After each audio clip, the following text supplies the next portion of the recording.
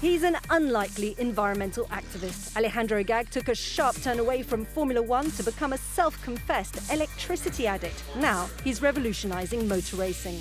The first major shock came in 2014 when he launched Formule E, a fully electric championship. Now, disruption number 2, an Extreme E off-road series which is not only facing up to the challenge of climate change, but gender equality too. Hello and welcome to Disrupted. Well, this is the show where we speak to people who are shaking up their industries and shaking up the way we think. Alejandro Agag, many thanks for joining us on the programme. So you have gone from politics to Formula One, and now I think we can say you're a fully fledged environmental activist. That's not a usual career trajectory, is it? Yeah. I don't know any other one like this, from politics to car racing. But yeah, I love politics. I started very, very young when I was in university. I did it for many years. Probably if I wouldn't got married with my wife, I would probably still be in politics. That wife being? My wife was the daughter of the Prime Minister at the time in Spain. So I basically decided to stop politics in order not to have a conflict of interest with my family, basically. Not to work for my father-in-law. I really didn't like that plan. So I stopped politics, and then I had to look for a job. I had some friends in motorsport called Bernie Ecclestone and Flavio Briatore, and they invited me to start doing things with them, and the rest is history. I started doing, let's call it, normal motorsport, and I'm not an environmentalist from the start. I'm probably a new environmentalist, if you like. But I think it's very important that there are lots of new environmentalists. We need to make everyone an environmentalist.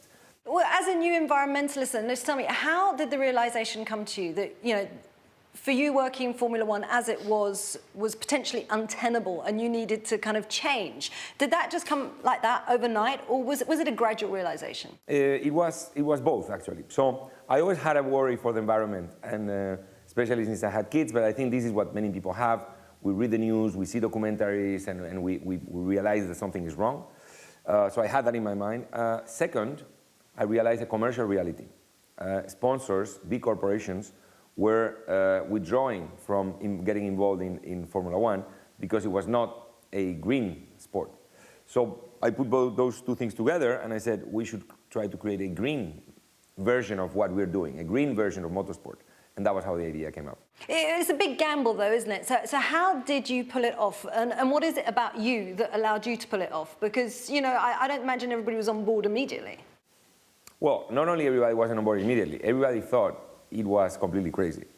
Everybody thought it was going to fail, we were going to go bust, and we were really close to go bust. And I don't know if it was me, it's just like, when you believe in something and you push and you think is the right idea, then sometimes you are right and you get lucky. Or I was almost too early. We almost failed, but we managed to survive, and then the whole movement came behind us, the whole wind behind ourselves, and we were able to grow it to the size it's now, and now it has become really a huge reality.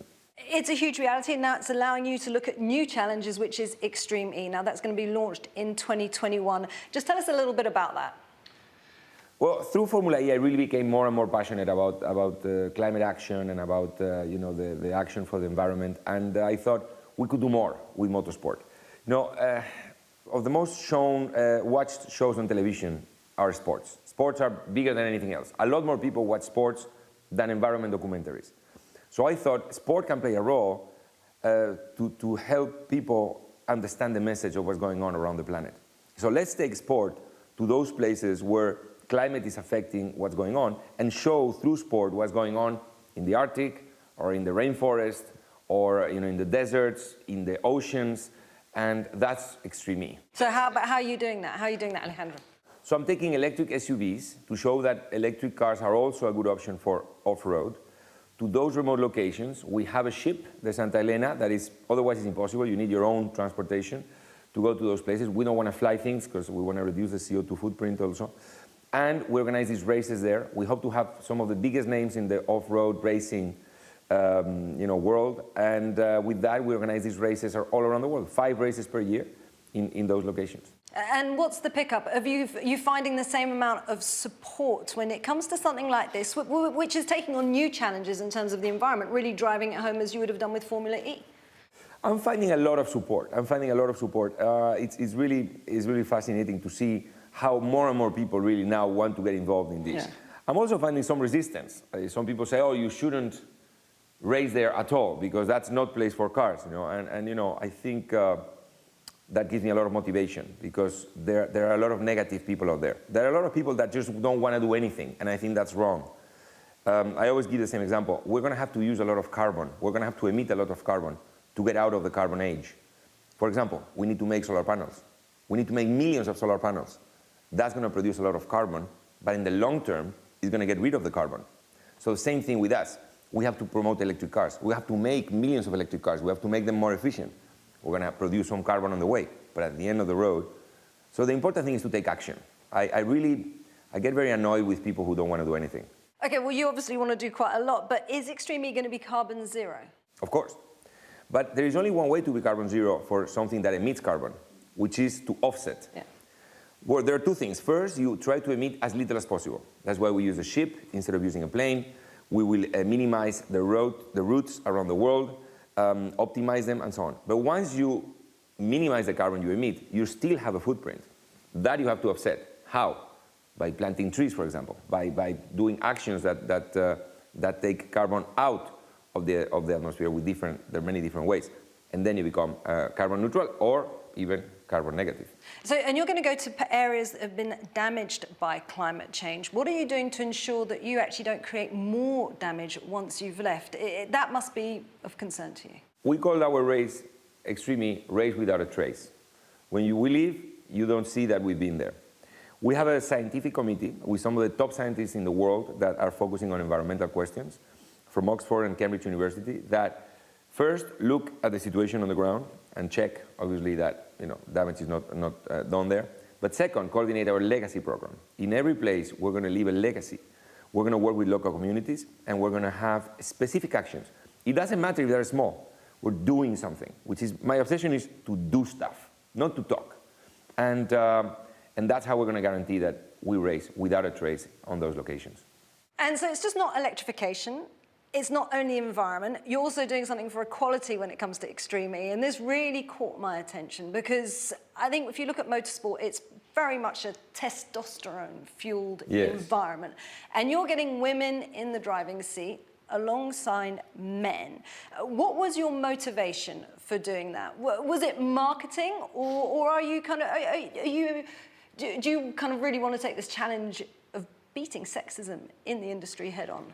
I think that equality is one of the big causes of this century. And I think that the parity between men and women is going to be, there's a lot of work still to be done there. And especially motorsport. My world is motorsport. I work on the things I do. I mean, I cannot have action in, I don't know, the fashion world or, the pharmaceutical industry. I do motorsport. So I try to bring equality into motorsport. I tried like 15 years ago, I did a team in Formula 3 in Spain where I said, okay, I'm going to do a team with only women. And I did a team with 2 women. But they were competing with the men, and it wasn't successful. And I thought, this is not the right format. And since then, since 15 years, I've been thinking, what would be the best way to bring women, but on an equal term with men in motorsport? Because it's not good if the woman is losing the race and the guys are on top of the podium.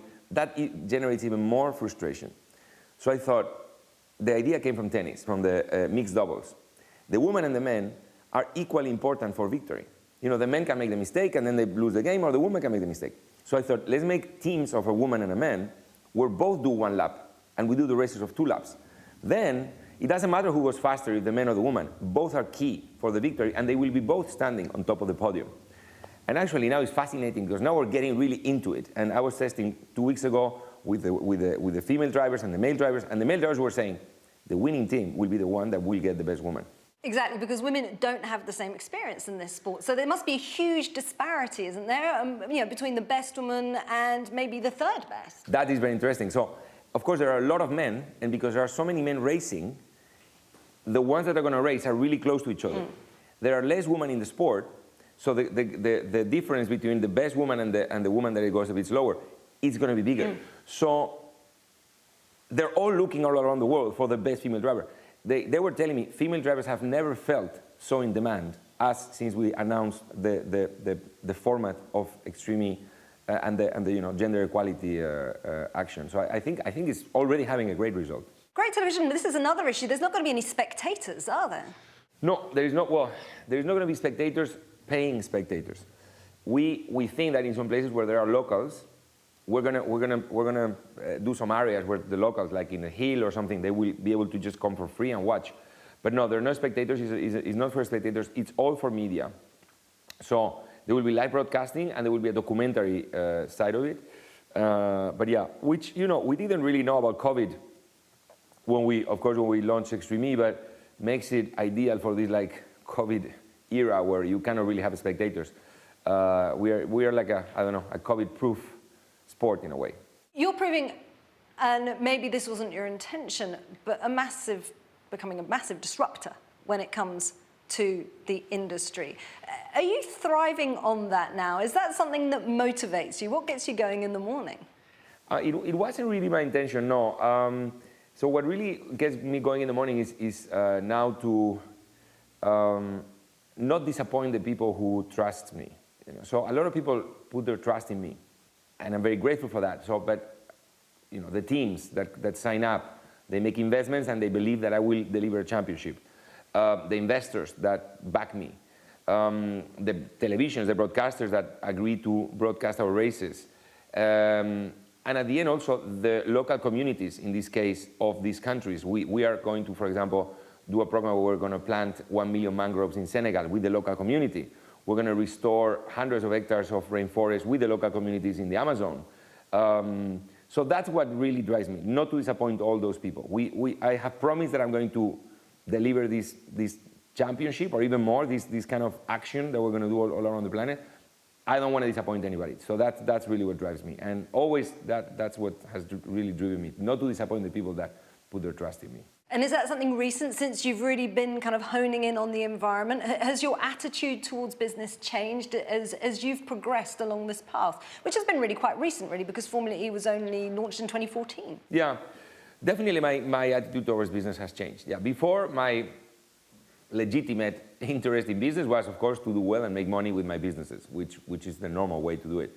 Now it's a lot more about, of course, do a good business, because if not, it's not sustainable, but to do business that can make, and it's kind of a cliche sentence, but you want to make the world a better place. If you can make the world a better place, then when you're old, and I just turned 50, so I feel like a little bit older than 3 weeks ago, then you can be happy. Even if it's a small thing, but if you have done something. Again, my obsession is doing, not talking. So yeah. It just seems your drive to disrupt the industry across the board has become almost an addiction. Are you addicted to this now? Yes, I mean, it probably could be like addicted to electricity. Once I've done one, it's easier to do another one. So when we came up with the idea of Extreme E, because we had done Formula E, we said, why not? Now the idea of doing electric boats, we said, why not? Now we are looking into electric planes also. So there are some options to do some things with electric planes on sport. So we can electrify the sport in cars, in boats, and in planes. Why not? If we are capable to do it, because we can raise the capital, because we have the know-how, because we have the contacts in the industry, the suppliers of technology and so on, let's do it. I think it's a fun thing to do, it's a good thing to do, so, and it's also profitable, so yeah.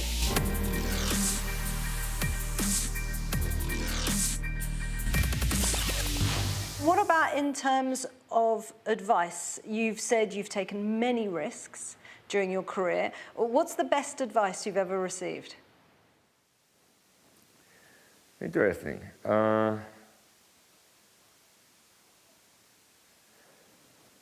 Probably not listening too much to the critics. Because you have to listen to the advice and to the positive advice, even if it's negative, but there is so much, so much negative opinion out there. Like, so many people told me I wouldn't make it. If I would have listened to one, I would have gone to bed and just stayed there, So probably, yeah, the best advice was don't listen too much to people who think you're going to fail. Many thanks, Alejandro Agag. It's absolutely fantastic to talk to you, and it's really fascinating stuff. Thank you very much.